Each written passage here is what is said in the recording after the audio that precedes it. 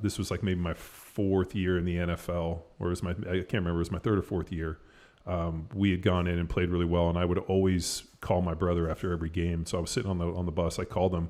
I was like, "Hey man, did you watch the game?" He's like, "Yeah, it was good." And I was like, "Well, you know what? I was really fortunate that I caught that dude on an off day."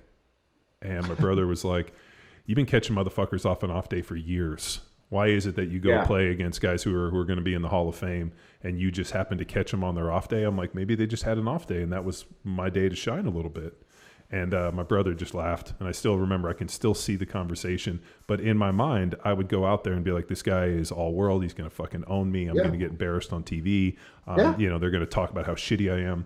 And then you go out there and light this dude up and be like, he must have just had an off day.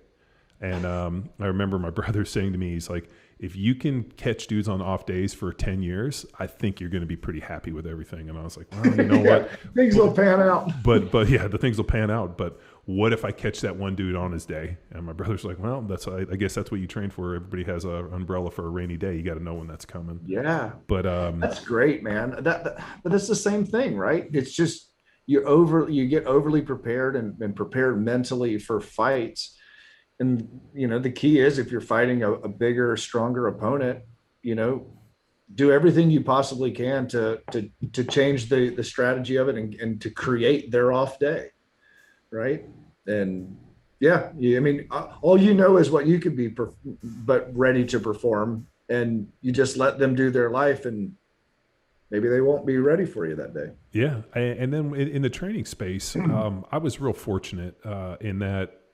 Like, you know, you hear people be like, well, I peaked out at this. I couldn't break this plateau. There really wasn't a plateau.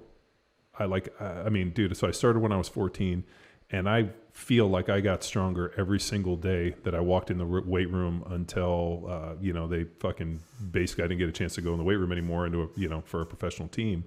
But I remember, like I benched. So that first day I benched 135, I benched 315. So I put 200 pounds on my bench. When I was a senior, 4 years. Oh. So I went from 115 to 315. And then the next year in college, I think in the middle of my second year, I benched 405. And then my senior year, I benched 500. So I went from 315 to 500. So I pretty consistently was putting 40, 50 pounds on a bench. Went from 165, and then when I went to left high school, I was 255. So I put on 90 pounds. I grew from 6 foot to 6'4". And then in college, I grew from 6'4" to 6'6", and went from 255 up to about 305, 308 pounds. Jeez. And so just like every year as I got bigger and stronger, and what was amazing was like we still ran, and I was I threw the shot and did some disc. But the only reason I did it was I wanted to run on the track team because I had this idea that if I could run hurdles, I would always be fast. So the deal that they made is they're like, hey, we'll let you train with the track team in the off season. You can run with them, but you have to throw the shot in the disc. I think I threw like 48 feet when I was a senior in high school. Further than I did when I actually cared about. That's cool. So, and that was just like, hey, come over and throw 10 times. And then I could go back and run. And I had this vision. I was like, man, I'm going to be a hurdler, which is fucking stupid to me now. But like that, I like, we did all this stupid training and like, it was so, I loved it. But I had this idea that, there's a lot of big, strong dudes out in the world that are sitting at bars, that the difference between big, strong dudes and big, strong dudes that are fast is big, strong, fast dudes get a chance to go out and play and get a scholarship and play at a high level. And I always had this like obsession with speed. I remember I was in high school and I went to the library and checked out a book on speed training. And then I drove around, and I remember I was 16 years old. I drove around looking for a downhill grade on grass. So I finally found this like long kind of sloping downhill grassy thing that was over near the high school. And so I'm out there on a Saturday and I'm running downhill trying to get faster. And like my buddies drive up and they're like, what the fuck are you doing? And I'm like, I'm trying to get faster. I read this book. And like, I think back on this stuff and like I'm like, man, like nobody would fucking believe this, that like, like literally I went to the library and you're like, where's the books on speed? And you went and had to go and read this book, and it was like talking about like all these different training principles. Surprised you found one. Well, dude, I was pretty good at the library. I knew my microfiche and the Dewey Decimal System, and but yeah, like reading all these articles and trying to find this stuff up and calling people on the phone. I was super fortunate to go over and start training with Zangus.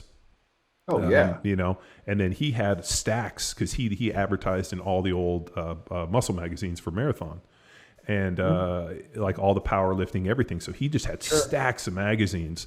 And so we would go over and lift weights. And then like when we were done or after, you know, like whatever, we would like sit there for like an hour and read all these old bodybuilding and like fitness you know, like just that's what was so interesting is like I saw that stuff and all I knew was that those guys that I saw there, like they were so physically impressive that I thought like in my mind, like that level of physicality would translate to being able to be good at something. And I remember I was pretty young. Like this is before I started, like I went to high school. And the reason I started playing football was because we got to lift weights. But I remember when I was 13, I said to my dad, I was like, hey, I want to lift weights. Like this is really important to me and I don't know why. And he's like, it's stupid. Idiots do that. They just count to 10 over and over again. So then I convinced my mom to drop me off and she would take me to like 24 Hour Fitness and they had like the $8 membership. And I went in there and I just like saw big dudes and tried to do some shit and didn't know what I was doing. And I was like, you know, and like nobody, and I remember my brothers were training and like never once were like, you know, hey, if like, I'll teach you something. Cause they're probably trying to figure their own shit out. But I remember like, it was just like, I didn't know why. And I remember telling my dad, I'm like, I don't know why this is going to be important, but this lifting weights thing and this training thing is going to be important in my life. And I remember him just fucking rolling his eyes. And Crazy. Like, I mean, arguably that's one of the most important decisions you've ever made in your life. Yeah. I mean, that's football and this and that, you know, your business now, and you're like, it's crazy. That's why I look at Pops too and go, gosh, like if that guy would have never put his hands around a barbell, you know. But he was big. I mean, he was what, like 275, 280? No, he was light. I mean, early on, like the heaviest he got in college was 217. Oh, wow. It's 6'4", 6'5". Oh, So he was a skinny dude like me too. Like he was 200 pounds in high school. Like he was just a big, tall, skinny guy that loved Olympic weightlifting.